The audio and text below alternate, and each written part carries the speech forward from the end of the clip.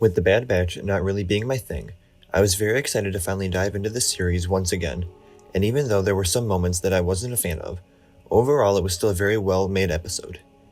The opening sequence with the armorer and other Mandalorians was a bit odd to me, but it still had its perks. We got to see a bunch of new Mandalorians and a ritual of theirs, and just some solid action. I initially thought that we were starting off with a flashback, and that I was watching Din become a member, but I was actually glad that I turned out to be wrong. I felt that some of the shots here were a bit distracting from the overall story, but everything else with the scene looked amazing. Din arrives to save them from this giant alligator, or whatever it was, and then we see Grogu for the first time in what felt like forever.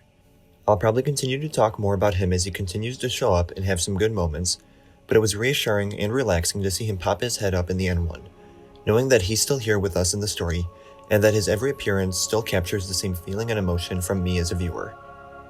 Din and the armorer sit down for a talk, and this scene was one of the few in this episode that I didn't enjoy all that much. It feels like since the second season, these two characters have discussed the fact that he removed his helmet and has to go to Mandalore multiple times, but with no real progress in between conversations, so it just feels like the same moments on repeats.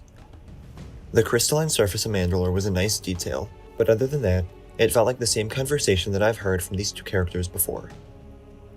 We then go to Hyperspace, and they knew exactly what they were doing with this tease. Hyperspace on its own is cool, but it did start to get repetitive being such a long scene, but I got so excited when we saw the shadow of the Purrgil. It could easily just be a cool Easter egg included in the episode, but I think they're definitely teasing at Ezra or Thrawn appearing sometime this season, which would make sense as we go into Ahsoka following the series.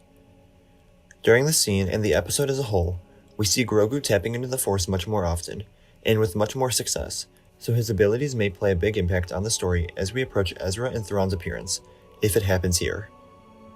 Navarro looks much different now than in past seasons, and I enjoyed getting to see the various cultures and antiquities as Din and Grogu roam the streets. There are a lot of small details and Easter eggs, but I probably won't take the time to go through all of those, at least not right now.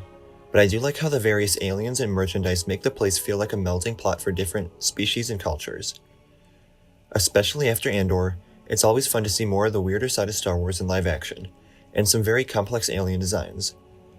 I thought that some of the pirates looked off, and it was hard for me to take them seriously as a threat, but other than that, a lot of the alien cameos that appear for only a short second on screen looked great. I wasn't that interested in Grief Karga when he's spewing to Din about the planet and everything that's changed, but the following scene does use his character better in my opinion. We get to see another side of him, back from the days of the Bounty Hunters Guild, and it makes a good confrontation full of tension between the two old colleagues. We get some explanation on the character of Cara Dune, and it made me realize how long it's been since Season 2 ended. So much has happened in between then, that needs to be touched on. I thought the explanation for Cara Dune was good enough to explain why she was out of the story for now, while still potentially leaving it open if something happens down the line. Karga also mentions Moff Gideon being sent off to a New Republic War Tribunal, and while I assume we haven't, I do wonder if it's possible that we've seen the last of him. It's impossible to tell where the season is headed after only one episode, but I do hope we get to see more of Moff Gideon, even if it's a separate story away from Din. IG-11 becomes the focus for the next part of the episode, with Din wanting to rebuild him for his quest to Mandalore. It would have been nice to see some character growth with Din, with him being able to use another droid to show that he's become much more comfortable around them after what happened when he was young. But him being adamant that he wants IG makes sense as well, given that what they went through together. We get a short, horror-esque scene after Din is able to partially repair him, and then we get the Anzellans. Karga constantly translating the sentences did start to bug me, as it did to Din, and the scene as a whole didn't feel very special to me, but I loved the moment where we see Grogu pick up and start squeezing one of them. The space action was interesting enough, and then we arrive on Calavilla.